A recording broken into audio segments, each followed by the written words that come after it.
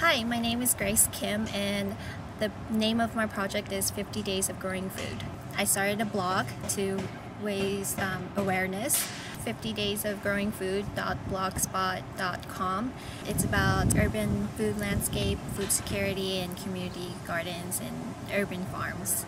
The article that inspired me to do this project was about the global food price index and how it had gone up 36% compared to last year, and how it pushed 44 more million people into hunger. And so I learned that almost 1 billion people are hungry and almost 1 billion people are overweight or obese. And I thought, well, that's indicative of a system failure. Food security is defined as the availability and access to food, but also the availability and access to food that is beneficial and healthy for you. We're surrounded by a lot of food, but it's not particularly beneficial, really. And when we think about it, it's all fast food.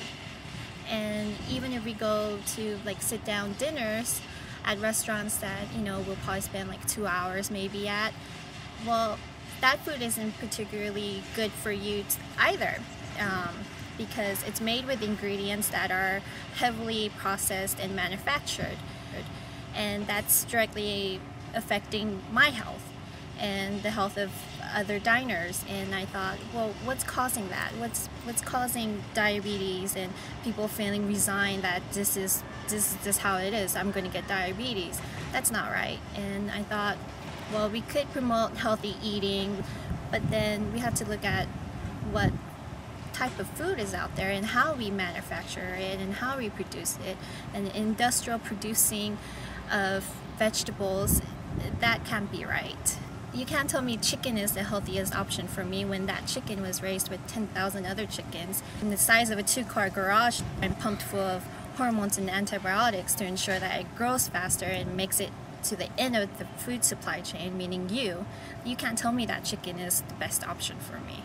Half the world's population lives in urban centers now, and case by case there's more people living in cities than in the countryside, so we're more consumers than producers of food.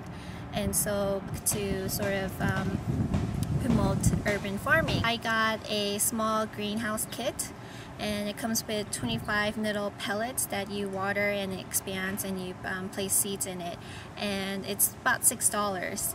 And under this context, urban farming means a tomato plant or two in your patio or maybe on your kitchen window.